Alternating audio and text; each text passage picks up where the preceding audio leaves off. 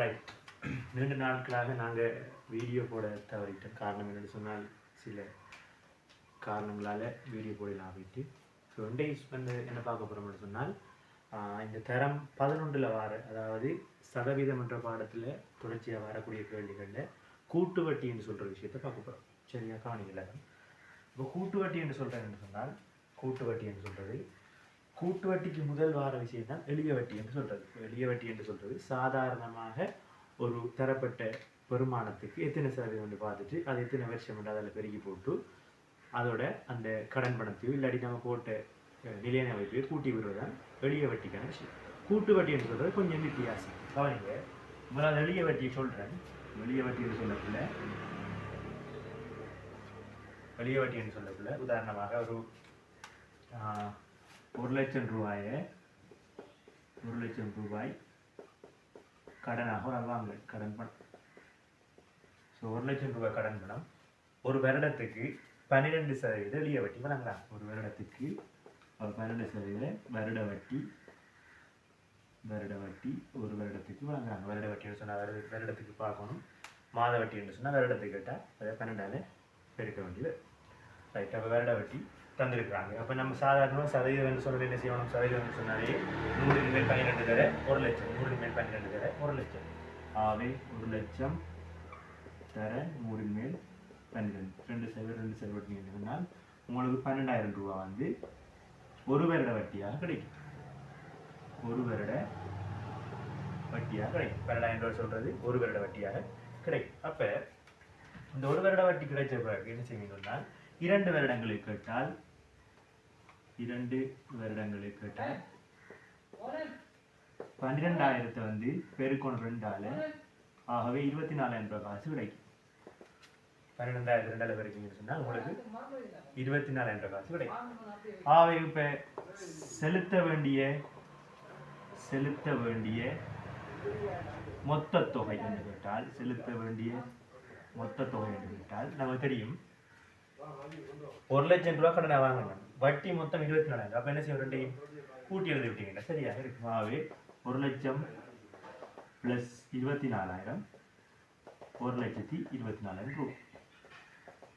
இது வந்து ஒரு எளிய வட்டி. அதாவது தரம் 10 வந்து அடிப்படையாக வர்றது 11ஆம் ஆண்டு ஃபர்ஸ்ட் டேர்ம் வரைக்கும் இது கட்டாயம் வரும். ஆகவே தவணை பரீட்சையில் அதிகமாக தேவைப்படுற விஷயம்னா இந்த எளிய வட்டி 11ஆம் ஆண்டு ஃபைனல்லையும் பெரும்னு சொல்லிடாது. பட் எப்போ வரலாம் வந்து நமக்கு சரியாக தெரியாது. பட் கட்டாயமான கேள்விகளுக்குள்ள இதையும் பார்க்க வேண்டிய அவசியம் இருக்கு. ரைட். அப்போ எளிய வட்டி என்று சொல்கிற விஷயம் இது. ரைட். அடுத்தது கூட்டு வட்டி என்று சொல்கிறேன்னு சொன்னால் தேவையான வீடியோவை அப்படியே நிப்பாடி வச்சுட்டு நீங்கள் பார்த்துக்கணும். சரியா? ரைட். அப்போ கூட்டு வட்டி என்று சொல்கிறேன்னு சொன்னால் இதே 1,00,000 ரூபாயை பாருங்க. இப்போ கூட்டு வட்டி என்று சொல்கிறது இப்போ 1,00,000 ரூபாய் இவர் கடன் வாங்குறாரு. அதே மாதிரி 2 வருடத்துக்கு வாங்குறாரு. 12% கூட்டு வட்டி. கவனிங்க, கூட்டு வட்டி என்று சொல்லக்குள்ள அதே மாதிரி முதலாவது வருடத்துக்கு பார்க்கக்குள்ள முதலாவது வருட வட்டியை பார்க்கக்குள்ள அதே மாதிரி 1,00,000 போட்டுட்டு தர 12 போட்டிங்கன்னா அதே விட தான் இங்கேயும் 12,000 வரும். ரைட். அப்போ 2ஆம் வருஷத்துக்கு பார்க்கல என்ன செய்யணும்னா 2ஆம் வருடம் பார்க்கல உங்களுக்கு ஒரு வருஷத்தும் பார்த்த அந்த வட்டி காசு, ஒரு வருஷம் பார்த்த வட்டி காசு 2ஆவது வருஷம் நீங்கள் பார்க்கக்குள்ள அந்த வட்டியோட அந்த முதலீடு சேர்ந்து தான் உங்களுக்கு முதல் பணமாக திரும்ப வரும். நீங்கள் அதுக்கு வந்து பார்க்கக்குள்ள 2ஆல் பெருக்கணுங்க. ஆனால் இங்கே வந்து 2ஆல் பெருக்கல. இங்கே இப்போ 1,00,000க்கு என்ன செய்யணும்னு சொன்னால் அந்த 12,000 அதிகரித்து 2ஆம் வருட வட்டி பார்க்கக்குள்ள உங்களுக்கு 1,12,000 ரூபா தான் உங்களுக்கு இங்கே முதலீடு. அதாவது இங்கே 2ஆம் வருடத்துக்குரிய கடன் பணம் என்று சொல்றது 1,12,000. இதுக்கு தான் நீங்கள் திரும்பவும் 12% பார்ப்போம். பார்த்தால் உங்களுக்கு இதில் உங்களுக்கு 12 இல்லை 12 தானே முதல் பணம். 1,12 பார்த்தீங்கன்னு சொன்னால் உங்களுக்கு 1,12,000 இருக்குன்னு சொன்னாலும் உங்களுக்கு 112 இருக்கணும். 2 4 1 2 2 1 2 2 112 1 3 4 4 13,440 13,440. காரணம் என்னன்னா இங்கே சைவர் இருக்கு. இப்போ 1304 நாள் சைவம் பெருக்கினா சரியான வரும். 2 4 1 2 1 2 1 2 1 1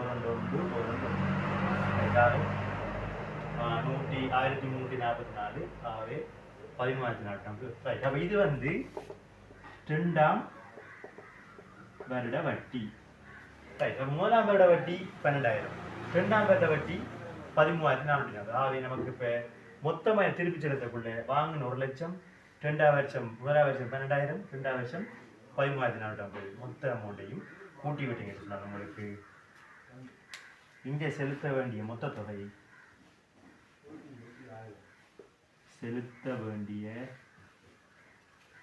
மொத்த தொகை 1 லட்சம் ப்ளஸ் 12,000 13,440 கூண்டிங்கன்னு சொன்னாங்க. உங்களுக்கு 1,25,440. ஸோ இதுதான் செலுத்த வேண்டிய மொத்த தொகை. ஸோ கூட்டு வட்டி என்று சொல்றது ஒரு அடிப்படையான விஷயம். இது தனியாக வாரது குறைவு, ஒரு பங்குலாவ கணக்குடையோ ஒரு குறைந்த செல்ல மீதி முறையில் வட்டி காண்றதை சேர்ந்தான். ரைட். இது தொடர்பான வேறு டவுட் எதுவும் இருந்தால் கமெண்ட்டில் தெரியும். தேங்க்யூ.